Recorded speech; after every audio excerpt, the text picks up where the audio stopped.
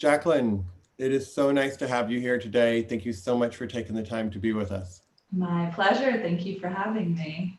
So we're going to talk about kindness. We're going to talk about politics a little bit. We're going to talk about change and kind of what creates more empathy, compassion, goodness in people.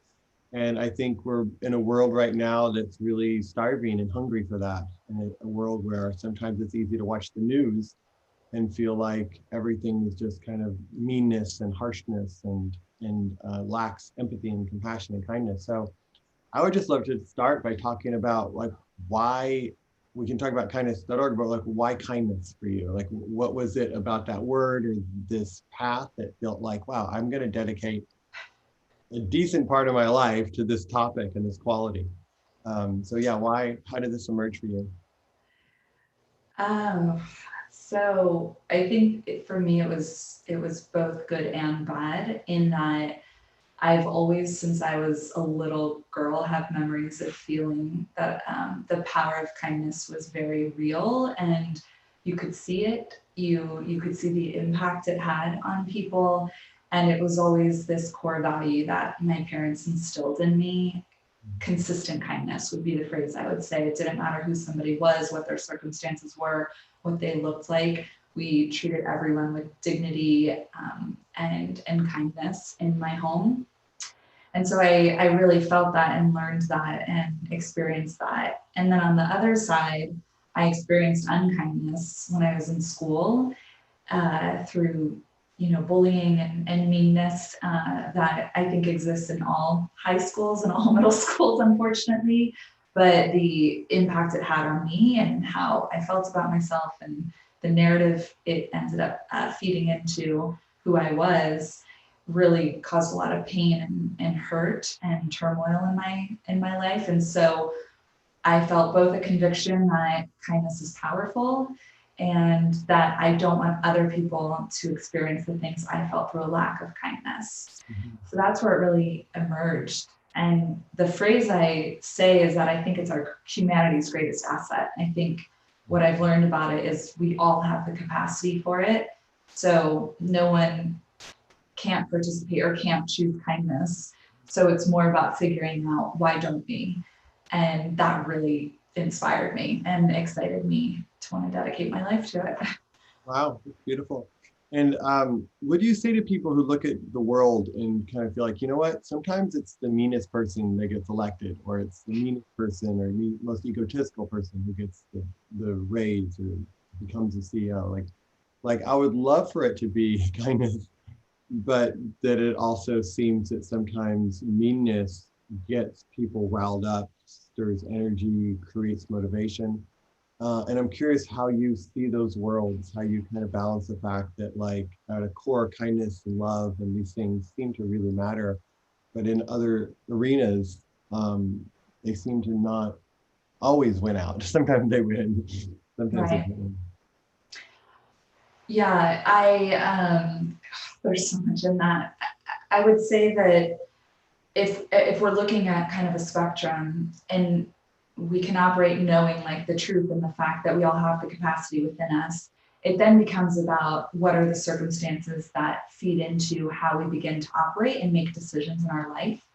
And obviously, as we know and we've seen throughout history, this is nothing new, that often on the side of greed and seeking power and this very individualistic approach to winning competition, all of that is often what informs who becomes our leader, what systems look like, how politics, play out.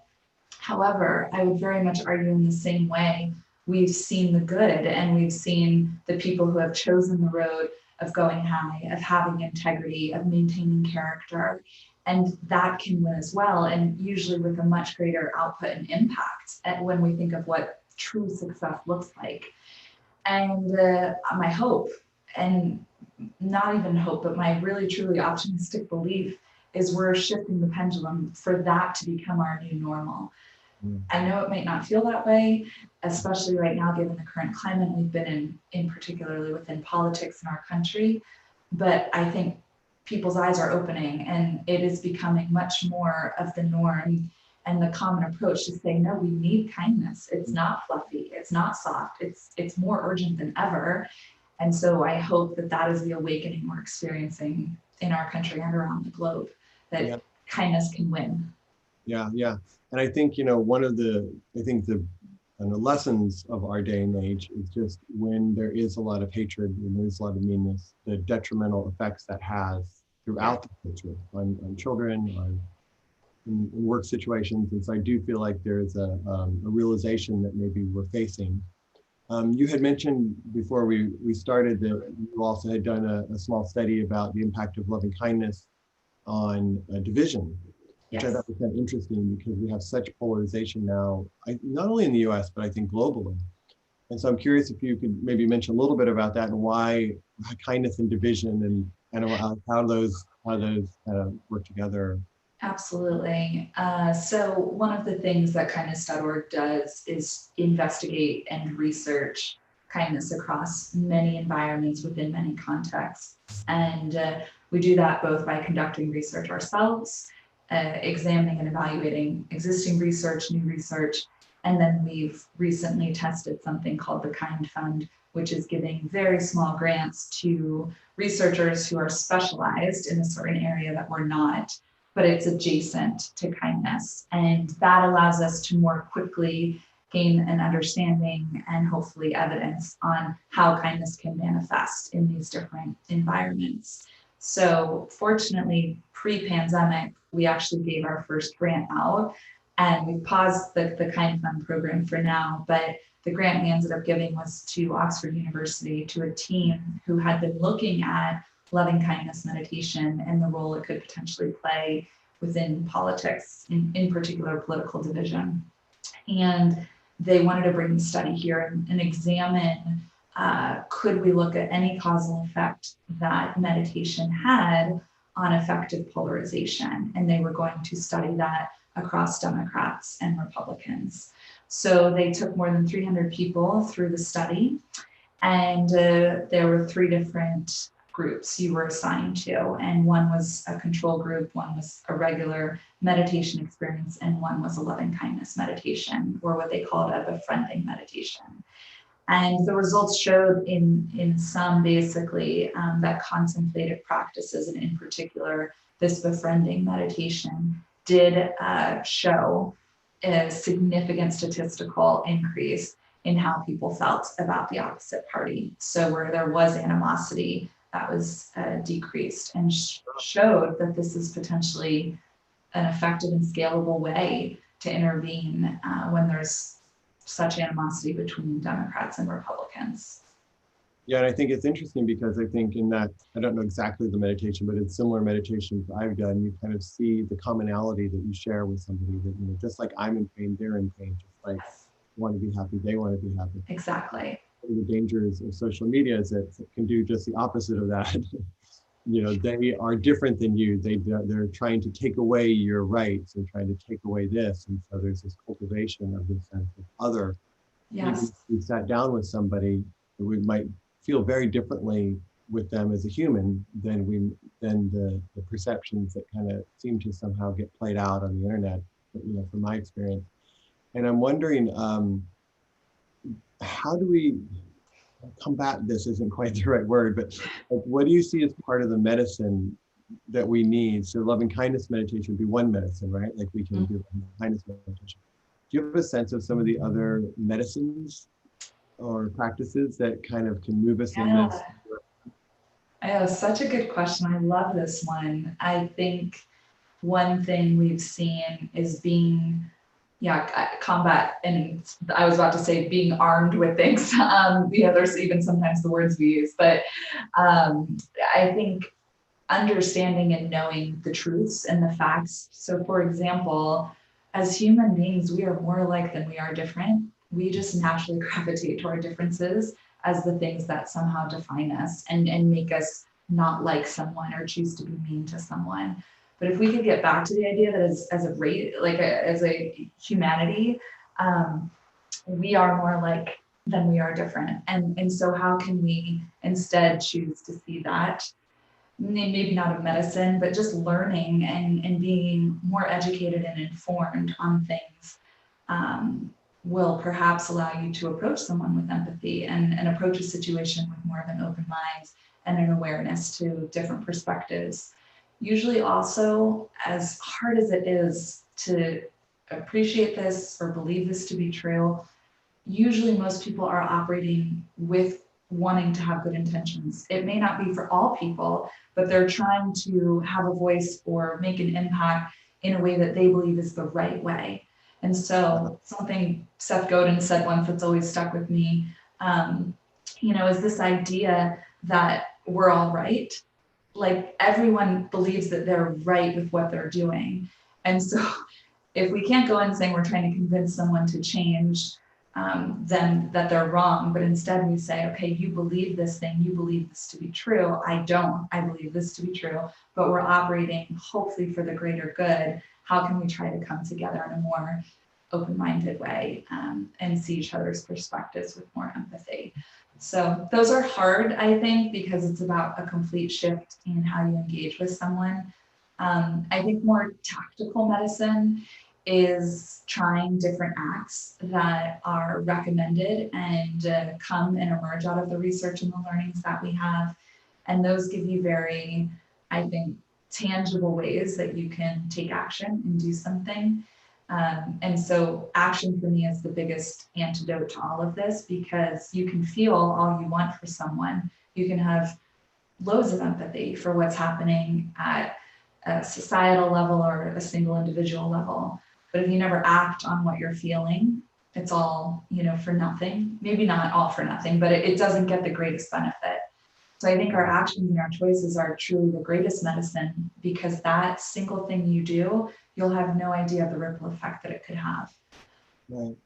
Yeah, there's that Mother Teresa quote that says, people don't do small things, people don't do big things, they do small things with great love. Something, things, right? Like it's big things, it's the small things with the spirit of love. And so we're filming this a couple of weeks before the US presidential election in 2020. And so I'm curious, like how you see, most of us feel like this is a very, very important election. And whoever wins is going to inherit a divided country afterwards. It's hard to imagine that all of a sudden the party that loses is going to welcome with open arms the new president. Like we're in a time where that's just rarely the case. Like that might have been the case in a different generation, where it's like, oh, there's this overwhelming support and everybody kind of gets on board, like, oh, this is the president, right? Like, yay. It seems in the current climate that is very unlikely. So I'm curious, like, how do you see this election? And also, how do you see where we can move as a country in the US in a way that feels like a we again, right? Feels like there's a we here. And definitely electing a president who speaks about we and speaks about commonality is one piece, but it also feels like there's these other pieces. I'm curious just how you're doing in this time and what do you see? Are you excited, worried as we navigate what is probably the most uncertain in my lifetime, the most uncertain election in terms of will the president or will he leave office if he loses? Will the other person accept this? I mean, there's just like the kind of the legs that held up certain structures of our democracy seem to be a little wobbly at the moment. Right. And I'm worried personally that kindness, no matter what happens, that kindness will kind of be forgotten, and that I've never in my lifetime I thought, oh, there's a possibility of civil war in the US. And now I'm like, I don't think it's likely, but there's a possibility in my mind that did not exist at any other time in my life. And I know I'm very fortunate to have that other countries, they live with that all the time, right? So I acknowledge that that's been a real privilege of mine to not live with that question. And at the same time, there's just a different feeling in the culture. Yeah. I'm curious how you're sitting with all that. Kindness.org launched 1 month before the 2016 election. I will admit, it did not go the way that not only I imagined it would go, but it didn't go the way I had hoped it would go.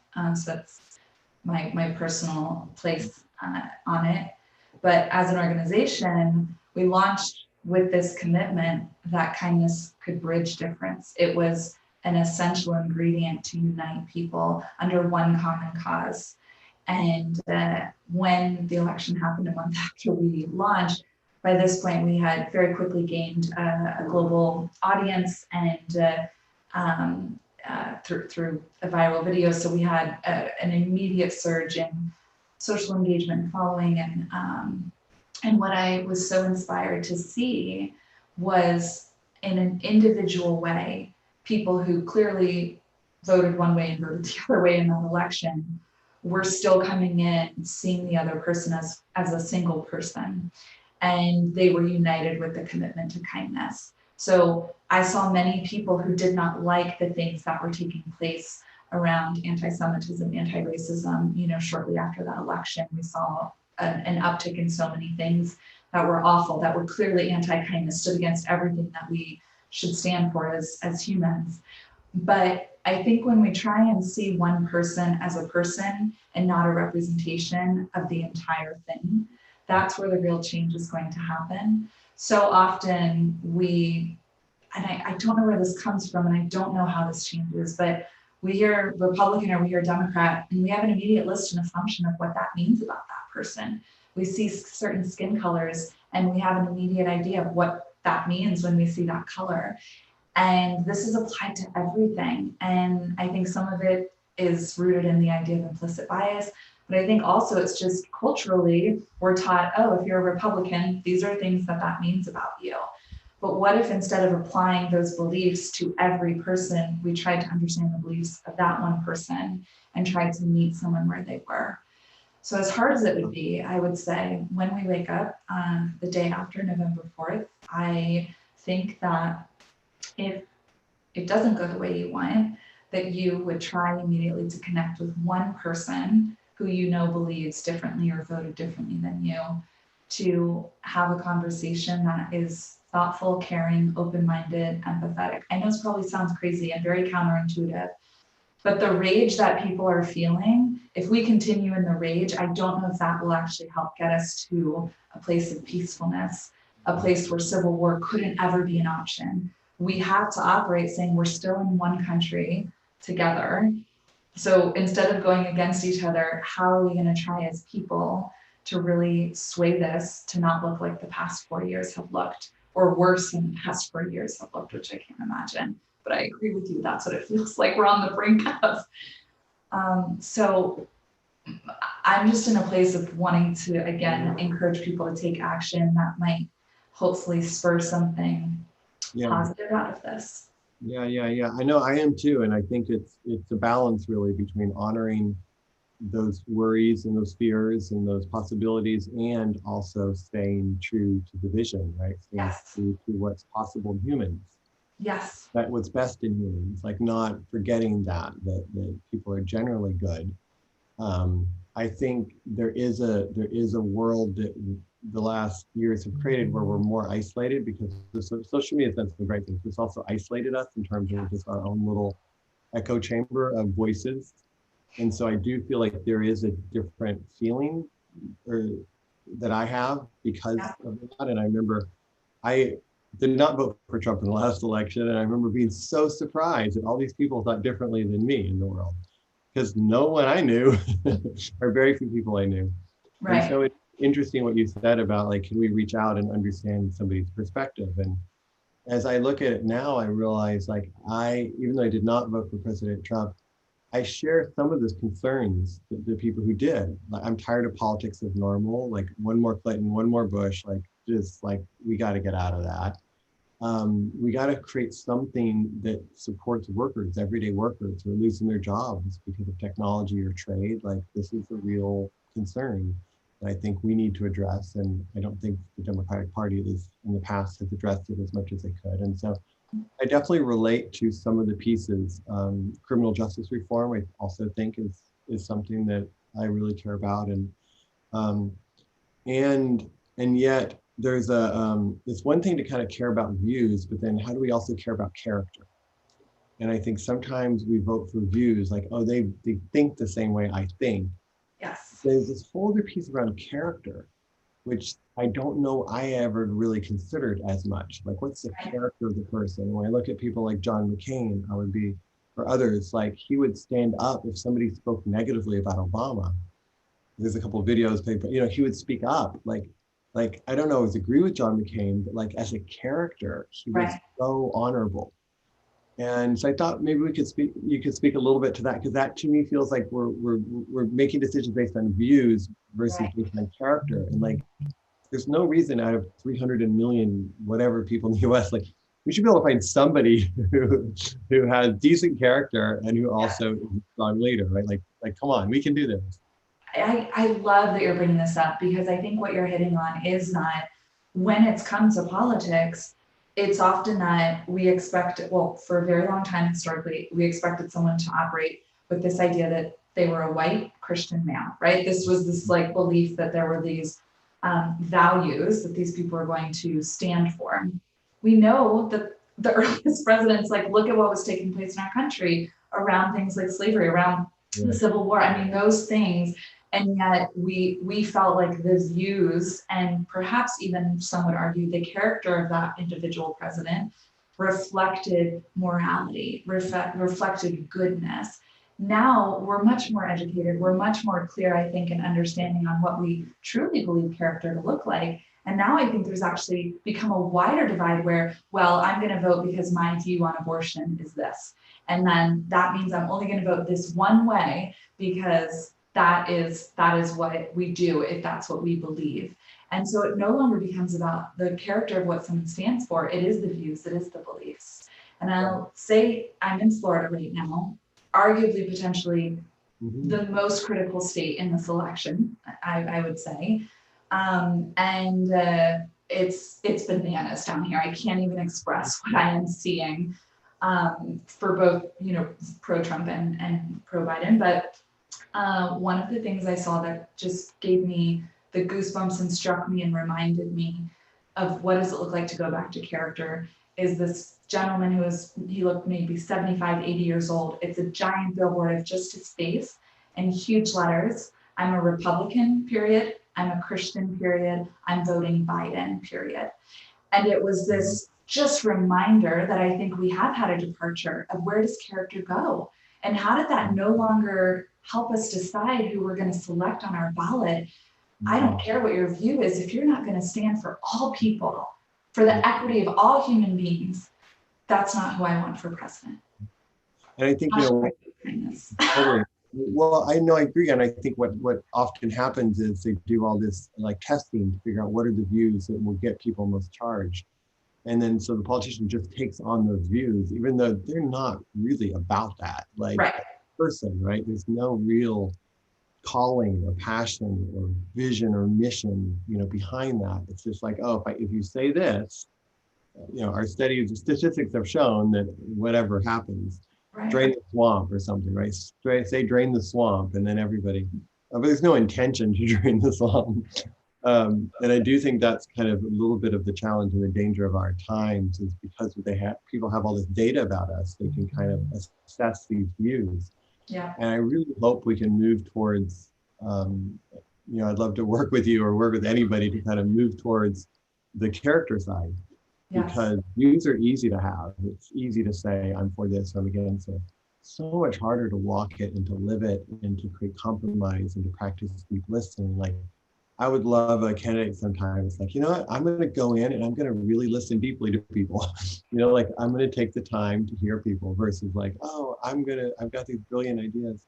Right. I do think there's a really interesting shift that I think kind of we have the possibility to maybe help foster, which is from views to character. Right. And I'm hopeful that becomes a standard in the US after what we're seeing now.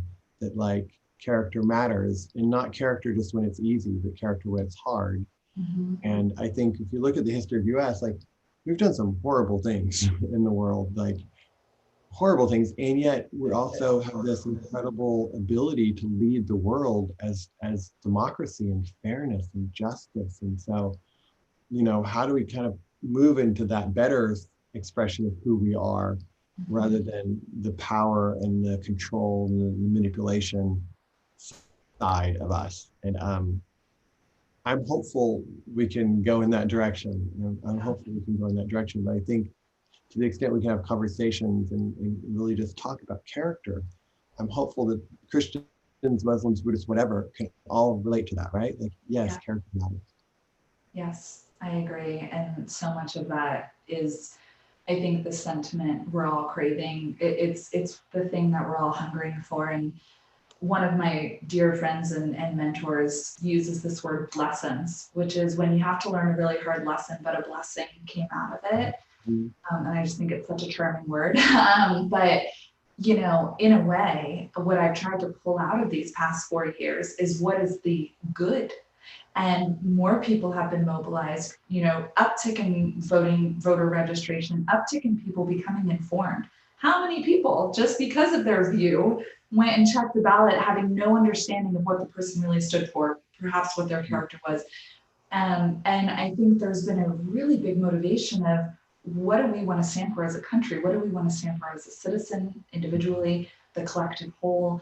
And so my hope is what you're saying, is that there is now going to be a shift in how do we continue to represent democracy globally, but how do we live that out? And how do we live that out through character? I think that's a perfect word to apply to this. And I think that this has shown the light. It's shown the gaps, it's shown our pain points, it's shown our dysfunction and the areas that are broken in our systems and our policies, but it's also forced that reckoning for people to say no more. I'm going to stand with my brothers and sisters against those things. Yeah. One of the actually things I really respect about Trump is that he doesn't seem to hide things very well. You know, he's out there with it all. Like, yeah, I hate that person, or yeah, I did this, or yeah, like there's this way in which I appreciate that. I want a different quality of transparency, but do you think like it has allowed us to see a certain quality of like selfishness, of greed, I think, of selfishness, that possibly we can now kind of see it in the mirror and see like, wow, that is something that we have to look at. And rather than be oriented towards one certain group of people, like you said, I think we have been like, oh, the white man knows. We just need a different white man. Like maybe there's a chapter that we can step into now that is owns that kind of shadow or sees that shadow, but doesn't have to play that out. Yeah. And I think that's some of the stuff that people come up with. I don't know how you respond to this, where it's like, well, yeah, you're kind, but you're also, I'm sure you really get angry sometimes. I'm sure you want to like, you know, you have your other side to you. Yeah. How do you kind of see that dance where it's just like, oh yeah, but I don't feel kind all the time. Sometimes I want to punch him. Sometimes I want to do this. You're like, yeah, but I would say probably the hardest thing when I'm fighting, like really fighting with my husband, is when he busts out. So much for being the CEO of kindness.org, more like meanness.org. You know, he'll like say something that just like really, and then of course, what do? I get more angry in that moment. Like, I'm not perfect. No, I think you're right. There's certainly this lens of what can come when you make kindness or anything of that nature, but feel very prescriptive. And in fact, we just recently launched a social emotional learning program in 12 countries, serving about 10,000 students, teaching them a variety of soft skills. So self-awareness, empathy, kindness, and the response has been remarkable. But what we did to approach it was say, we don't want to go into the classroom and say to the 5-year-old or the 7th grader, be kind. Instead, we have to try and show them this is what it looks like, but it's up to you. And you're going to go on your own journey to determine how you do it and what it looks like. And I think that is, you know, what is so important within this. And to speak to what you're saying, like, it's not going to be consistent. It's super hard. It's really hard sometimes to choose kindness. In fact, I would say that's the ultimate act, is when you don't want to do it. It's saying that you're putting aside your own self-interest, your own tension with it, and you're operating for the greater good of people. So I hope truth telling can be a part of that kindness, right? Truth telling can be, this really hurt me, or this really upset me, or this, like, whatever that truth is. I remember talking to a CEO once about compassion. I'm like, well, how do you fire somebody? He's like, sometimes that's the most compassionate thing to do, is to be like, it's not working for you here, Yes. right? Like, Yes. I find love that. something more true to your expression, but it's just not in this thing. And so I do feel like sometimes, to expand that sense of the truthfulness and honesty and kindness, all are like, we can all meet together. It doesn't have to be like, oh, I can't express what's really true for me because I'm supposed to be this other thing. Exactly. I think that is the exact act of what kindness looks like. It's caring for the other person, and truth, it's as Yeah. serious as having to let someone go. It's as simple as telling someone when they have something on their face. I think so Yeah. often people are like, no, I'm being kind by not telling you. And I'm like, wow, they're sending you into a meeting with, like, just tell Spaghetti. me. Yeah. Yeah. Well, this is so wonderful. Thank you so much for taking the time, and thank you for your work with kindness.org. And, for me, it's always just such a great time to feel like, regardless of kind of how everything's going on in society, like we can still have conversations about kindness. Like, we can still have Yes. conversations about what really matters, whether things are easy, whether things are hard, whether we're in COVID, we're in whatever, like, right? Like, the path is still the same, right? Like, we're Yes. on the path. And I think more and more people are feeling that, like, I want to be on a healing path, a growth path, a kind, like, I want to be on a truth, like, I want to be on this path. And so, thank you for being on the path, and for Thank you. for us, and really, really, really appreciate it.